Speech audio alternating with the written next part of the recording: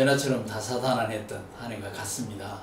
어려웠죠. 굉장히 어려운 한 해였지만 그런 가운데서 하나님의 은혜는 굉장히 많았습니다. 우리가 한 해를 버틴 것이 정말 하나님의 축복이니까 새해도 그렇게 되리라고 생각합니다. 좋아하는 찬송, 무슨 일을 만나든지 만사형통하리라. 그 영어를 보면요, 어떤 일이 와도 예수님께서 좋게 해주신다. 새해도 그렇게 되리라고 생각합니다. 하나님께서 모든 우리 독자들에게 함께 하시고 형통케 하시는 축복, 그런 축복으로 새해를 활짝 열어주셨으면 얼마나 좋을까 기대합니다. 만만치 않은 문제입니다. 서구 사회가 지나갔던 문제를 우리가 이제 답보를 하면서 따라가고 있지 않습니까? 이 뒤에 있는 사상 전쟁이 더 무섭지 않겠나 생각을 하고, 뭐 우리가 성경에서 배우는 것처럼 마귀가 오는 사자처럼 두루다니며 산길자를 찾는데, 이 전쟁은 제가 볼 때는 집요할 거라고 보입니다. 무릎을 꿇을 때까지 아마 집요하게 공격을 할 것 같고, 그렇다면 우리는 효과적으로 싸워낼 수 있어야 되겠다, 그런 생각을 하거든요. 그러려고 하면 성도들의 의사가 쉽게 반영될 수 있는 시스템이 만들어져야 되죠. 근데 대체로 그런 안타까운 마음을 가지고 하나님 앞에 기도를 많이 하는 성도들은 이 컴퓨터 계통이라든지 이쪽으로는 문외한이라는 말이죠. 제일 잘할 수 있는 것이 아마 전화 내지는 문자 정도일 겁니다. 그럼에도 불구하고 그분들의 의사를 충분히 반영할 수 있는 통합적인 시스템을 만들어서 전략적으로 접근하지 않으면 우리도 무릎 꿇을 수밖에 없다. 우리는 벌써 지치는 징후들이 나타나고 있거든요. 한번 모이기도 어렵고 싸우기도 어렵고 그래서 넘어지기가 쉽고, 그러나 이게 넘어지면 우리가 지금 미국이나 서구 사회에서 보듯이 복음 전하는 자체가 어려워져요. 말이 안 되는 시대가 온단 말이죠. 지금도 그렇잖아요. 지금도 대학가에는 뭐 전도를 거부하는 명함 같은 카드 만들어서 주고 하는, 그리고 사회를 그렇게 지금 만들어 놨기 때문에 굉장히 어려운 환경이란 말이죠. 그래서 제가 볼 때는 새해에 이런 문제들에 대해서는 조금 더 효과적인 전술을 가지고 있어야 되고, 이제 그 다음 또 생각하는 것 중에 하나가, 우리가 어쨌든 공격을 많이 받다가 보니까 우리 자체도 스스로 오그라든 그런 면이 없지 않아 있습니다. 이제 이럴 때 우리가 믿음이 뭘까?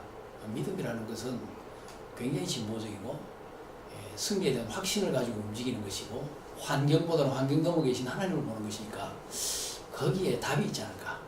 그래서 복음의 기본으로 돌아가서 다시 한번 전제를 가다듬고 승리의 하늘을 열어갔으면 얼마나 좋겠나. 이게 전망 겸 소망입니다.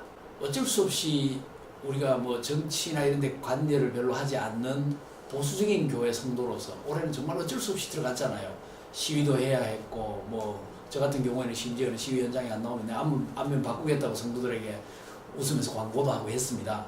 해서 성공을 했어요.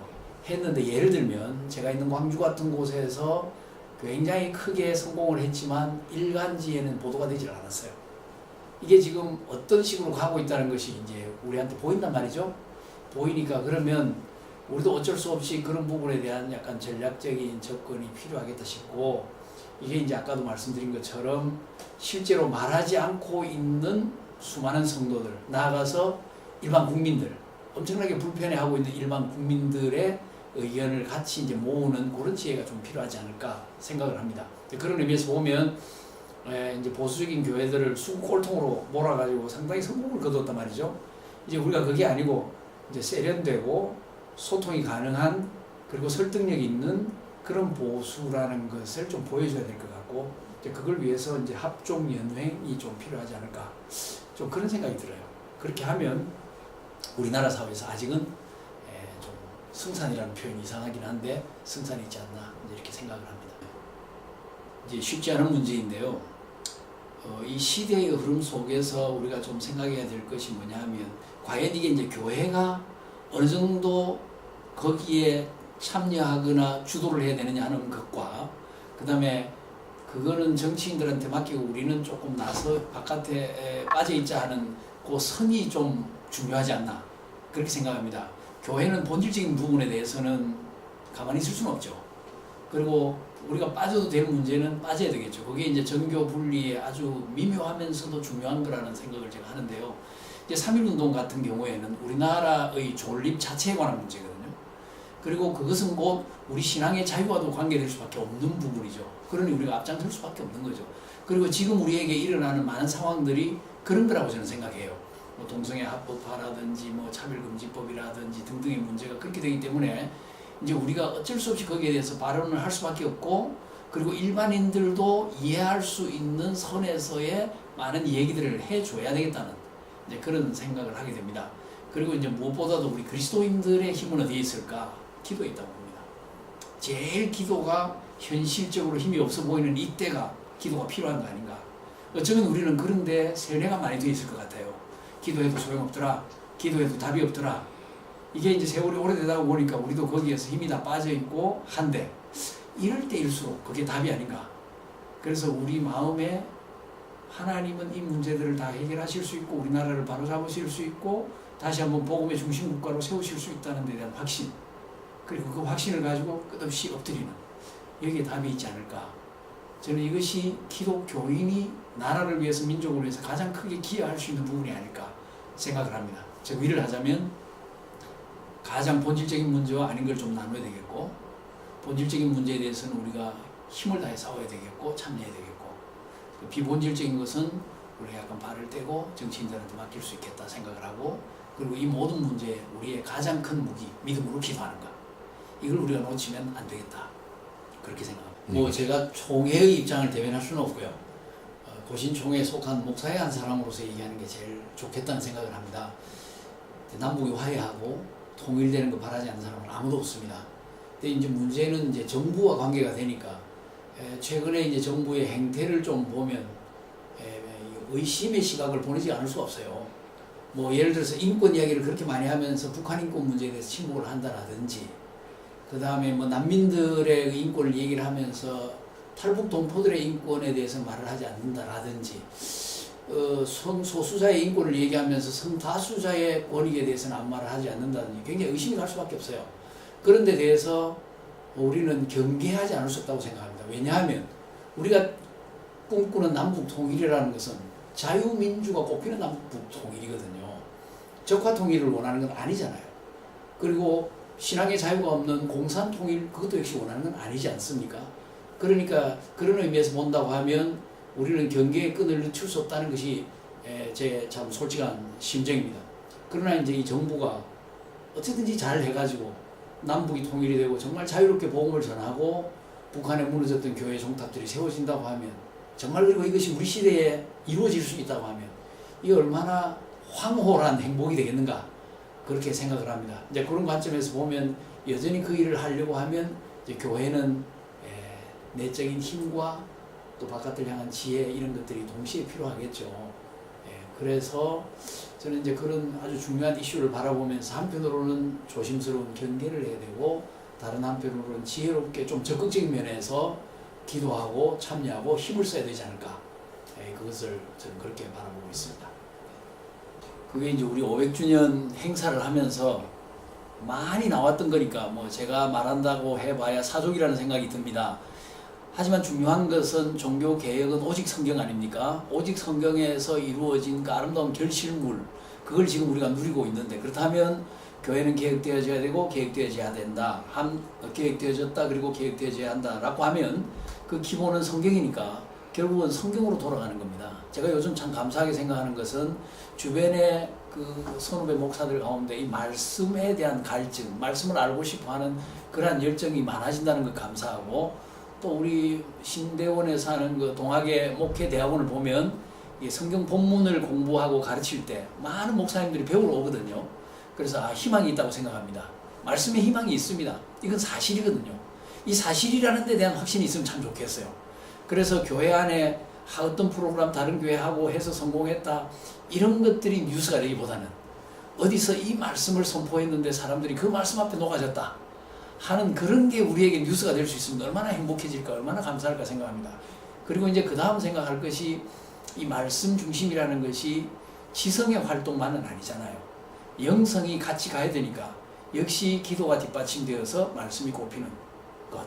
그러고 보면 사도행전 6장에 나오는 것처럼 사도들이 우리는 말씀 사역과 기도에 전무하겠다고 했는데, 이 두 축이 확실하게 세워지는 것, 이게 개혁자들의 후손인 우리가 가져야 되는 가장 중요한 사명이고 목표 지점 아닐까, 그렇게 생각합니다. 가벼워졌다는 말이 참 마음이 아프게 들립니다.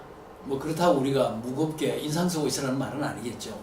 거기에 이제 지혜가 필요하다고 생각하는데, 제가 생각하는 것 중에 하나는 우리가 인상을 썼을 때, 무거워 보였을 때 그 속에 감추어졌던 가치가 있으리라고 생각해요. 고신만이 가지고 있는 특별한 가치, 그 가치를 끄집어내 가지고 공유할 수 있게 하는 것이 이제 언론의 사명이 아닐까, 그렇게 생각합니다. 그래서 많은 이들로 하여금 이제 그쪽으로 끌고 가는 것인데, 저 개인적으로 피드백을 좀 받거든요. 주변에서 기독교가 상당히 좋아졌다, 읽을 거리가 있다, 저희 교단 아닌데도 그런 얘기를 하세요. 그리고 이제 생명나무도 나름대로 많은 내용을 채워가지고 읽는 성도들이 유익하다, 배울 게 많다, 읽을 게 있다, 이렇게 하니까 정말 감사한 이야기죠.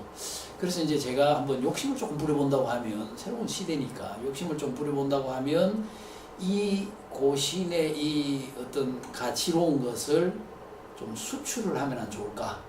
제가 말할 때 이 수출이라는 것은 다른 뭐 국내 언론사와의 교류도 있겠고, 해외의 크리스찬 언론사들과의 교류를 통해서 이제 그분들의 것을 우리가 배우고 듣고 하지만, 동시에 우리의 것을 그분들에게 뭐 번역을 하면 되겠죠. 영어로 번역을 해서 알려준다든지 하면, 저는 이것이 우리 자신의 아이덴티티를 발견하고 정리하고 꽃피울 수 있는 좋은 길이 아닐까, 저는 그런 생각을 합니다. 혹시 가능하면 그 길을 열어가는 것도 좋은 방법이 될 수 있지 않나 생각합니다.